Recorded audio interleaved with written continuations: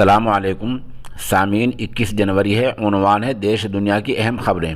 گوا کے سابق وزیر اعلیٰ منوہر پاریکر کے بیٹے اتپل پاریکر نے آج بی جے پی سے استعفیٰ دے دیا ہے اور آزاد امیدوار کے طور پر اپنا پرچہ داخل کر دیا ہے۔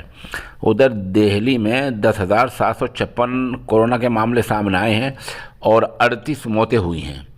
اتراکھنڈ کے سابق وزیر ہرک سنگھ راوت آج کانگریس پارٹی میں باقاعدہ شامل ہو گئے ہیں۔ ہریانہ کے روہتک شہر میں آج پھر طلباء نے زبردست مظاہرہ کیا ہے۔ منی سکریٹریٹ کے سامنے مظاہرہ کیا ہے اور کہا کہ جب ہریانہ میں بازار، مال، بس اڈے، سینما ہال، شراب خانے سب کچھ کھل رہے ہیں تو آخر تعلیمی ادارے، اسکول اور کالجز کیوں نہیں کھل رہے ہیں؟ وہاں کے طلباء نے اعلان کر رکھا ہے کہ اگر یہی صورتحال جاری رہتی ہے تو 26 جنوری کو کرنال میں وزیر اعلیٰ کی رہائش گاہ کا گھیراؤ کیا جائے گا۔ ادھر اشتعال انگیز زبان استعمال کرنے کے الزام میں کالی چرن کو مہاراشٹر کی ایک عدالت نے 14 دن کے لیے جیل بھیج دیا ہے۔ جھوٹی خبریں چلانے اور ملک مخالف پروگرام پیش کرنے والے 32 یوٹیوب چینلز اور 2 ویب سائٹیں حکومت نے بند کر دی ہیں۔ ابھی ان کے نام سامنے نہیں آئے ہیں۔ گورکھپور میں آج جو دن میں دلشاد حسین کا قتل ہوا ہے، میڈیا کے ایک طبقے نے یہ کہنا شروع کر دیا ہے کہ یہ اس کے رشتہ دار نے بدلہ لیا ہے۔ سوال یہ ہے کہ جب بدلہ آپ گولی سے خود ہی لے سکتے ہیں تو پھر ملک میں عدالتوں کی کیا ضرورت رہ گئی ہے؟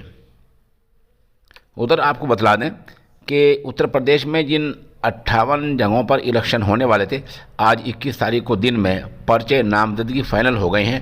اب کوئی پرچے ان 58 سیٹوں پر نہیں بھرا جائے گا۔ ادھر کل سنیچر کے دن 2 بجے ملک کے وزیر داخلہ جناب امت شاہ ضلع شاملی قصبہ کیرانے میں آ رہے ہیں اور 2 بجے ان کے آنے کا وقت بتایا گیا ہے۔ غیر ملکی تھوڑی خبریں سن لیتے ہیں۔ روس اور یوکرین ملک میں جنگ کا اندیشہ بڑھتا جا رہا ہے۔ اس بیچ ترکی نے کہا ہے کہ وہ دونوں ملکوں میں مصالحت کرا سکتا ہے اور دونوں طرف سے بات کرا سکتا ہے، وہ ثالثی کا کردار ادا کر سکتا ہے۔ ترکی نے ایسا بیان دیا ہے۔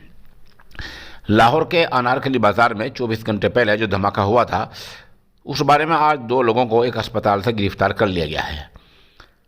پہلا ون ڈے کھیل ہوا ہے جس میں افغانستان نے نیدرلینڈ کو 36 رنوں سے ہرا دیا ہے۔ ملک شام کی جیل سے یہ خبر آ رہی ہے کہ وہاں 41 قیدی مار دیے گئے ہیں۔ ملک شام کی جیل میں 41 قیدیوں کے مارے جانے کی خبر ہے۔ ادھر کراچی میں تیز ہواؤں سے 5 لوگ موت کے منہ میں چلے گئے ہیں۔ جب تیز ہوائیں چلتی ہیں، اب سوال یہ ہے کہ ان سے لوگ کیسے مرتے ہیں؟ آپ یہ سوچتے ہو کہ ہوا کیسے مارتی ہوگی؟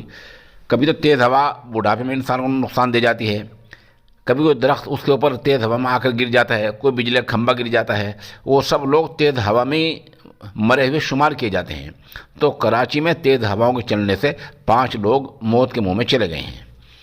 کافی دن پہلے ایک حادثے کا شکار ہوئی شہزادی ڈائنا کے بارے میں آج یہ خبر آئی ہے کہ وہ اسلام مذہب کے بارے میں جاننا چاہتی تھی۔ ادھر یورپی یونین نے کہا ہے کہ افغانستان میں اپنا سفارتی عملہ تعینات کرے گا۔ جو اسٹاف ہے سفارت خانے کا، وہاں افغانستان میں تعینات کیا جائے گا۔ یہ ایک بڑی بات ہوتی ہے۔